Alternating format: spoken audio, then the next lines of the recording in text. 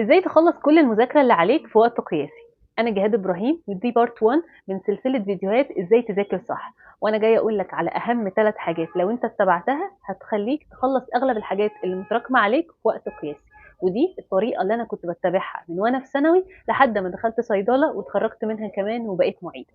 فدول أهم 3 حاجات ممكن تعملهم. أول حاجة حاول إن أنت تبعد عن القراية المتكررة، يعني تقرا الدرس مرة، المرة التانية تذاكره كويس، المرة التالتة تحاول تشرحه للي حواليك أو لأشخاص خياليين حتى في دماغك.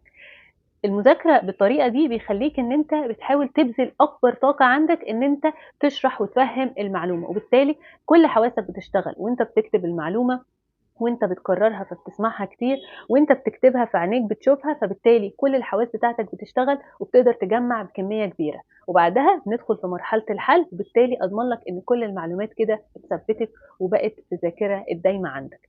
تاني حاجة حاول تذاكر في مكان يكون تهويته كويسة ومرتب ومنظم، لأن الحاجات دي تلقائيا بتتنقل لدماغك فبالتالي المعلومات بتدخل في دماغك برضو بشكل مرتب ومنظم، لأن المذاكرة في أي مكان فوضوي بيخلي المعلومات تبقى مش مترتبة. تالت حاجة حاول تحط جدول واقعي، يعني بيني وبينك كده الجداول اللي بتكون مذاكرة لمدة 15 ساعة دي عمرها ما بتكون جداول بنمشي عليها أو بنلتزم عليها، فحاول تكتب كل الحاجات اللي واقفة قدامك أو المتراكمة عليك وقت زمني محدد أنت محتاج إنك تخلّص فيها الحاجات دي، يعني مثلًا أنت قدامك 3 أو 4 دروس، ال3، 4 دروس دول متراكمين عليك ومطلوب إنك تخلّصهم في يومين أو 3 أيام، حاول تقسّم الدروس دي أو المواد دي على الأيام وبطريقة منظمة.